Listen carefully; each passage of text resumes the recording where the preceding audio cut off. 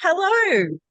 Thank you so much for clicking to find out a little bit more about the Highwire Group and our services as a group of assessors against the Australian Service Excellence Standards.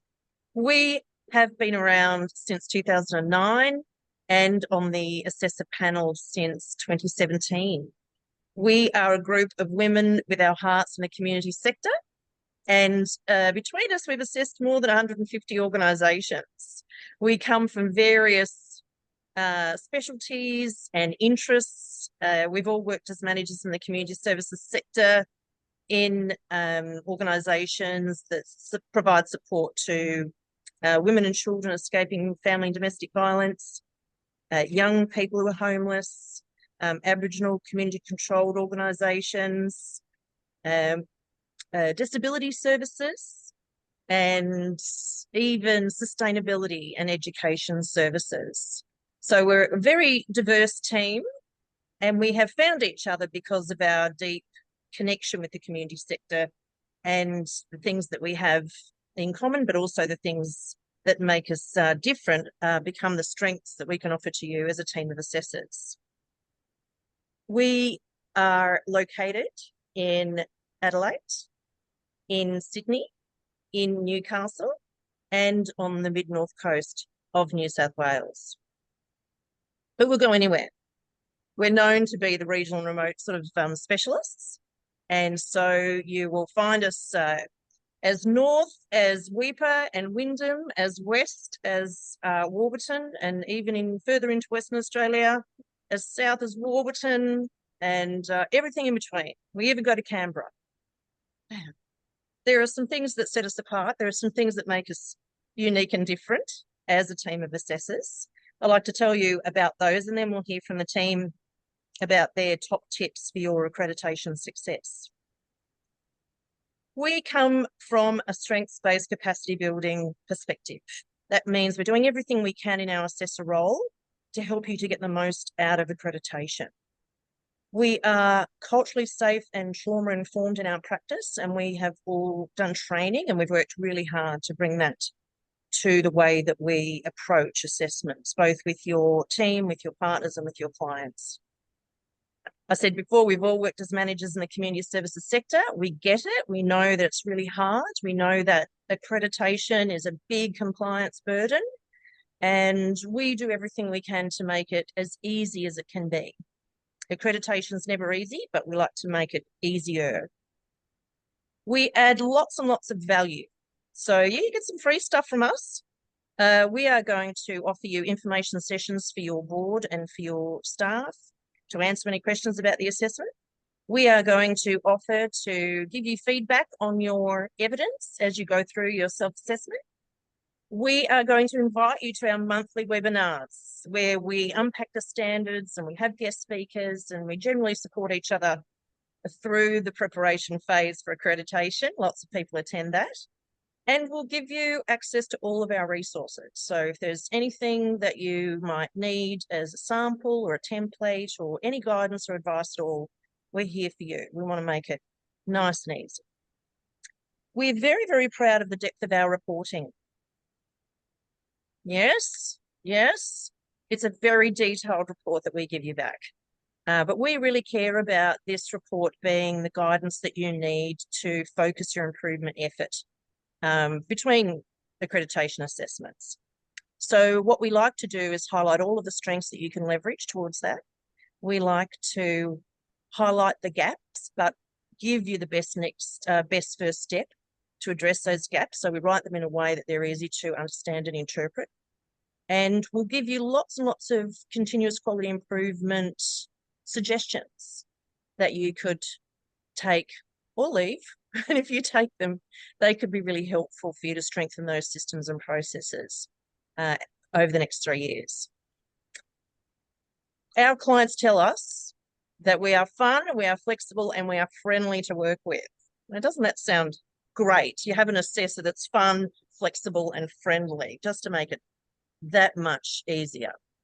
Now I'd like to get the team to share with you their tips for your accreditation success. Hello, Kay. Hello, Marie. My tip for accreditation success is to start early and make a plan.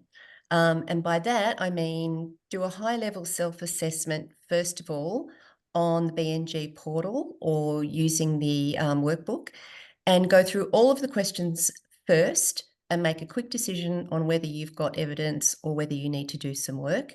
And from there, you can prioritise some tasks, delegate, and manage your resources so that everyone doesn't burn out.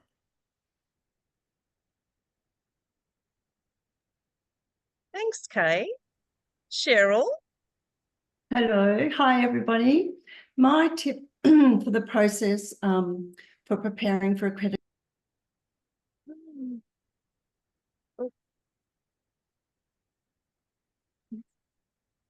I heard.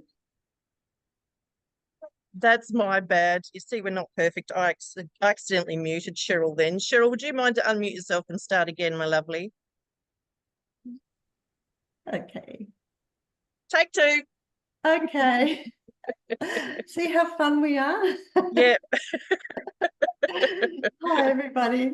My tip about undertaking the assess process is to use it as a real chance to genuinely look at how your organisation is operating, how it's currently doing what it does.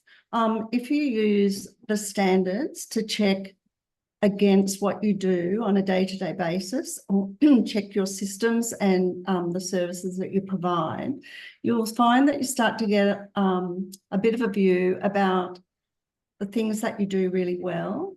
And this can be really affirming to staff and, well, the whole organisation really. The other thing that will happen is that you'll start to see things that you, or identify things that you think could really improve the things that you do, and not just be ticking something that is an expectation from somewhere else. And I think if you take this approach, it really will help you make the assessment very real to the organisation, and it'll also help you during the assessment when you're talking with your assessor. Thank you, Cheryl. Thanks, Cheryl. Bron? My tip is when it comes to documentary evidence, less is really more.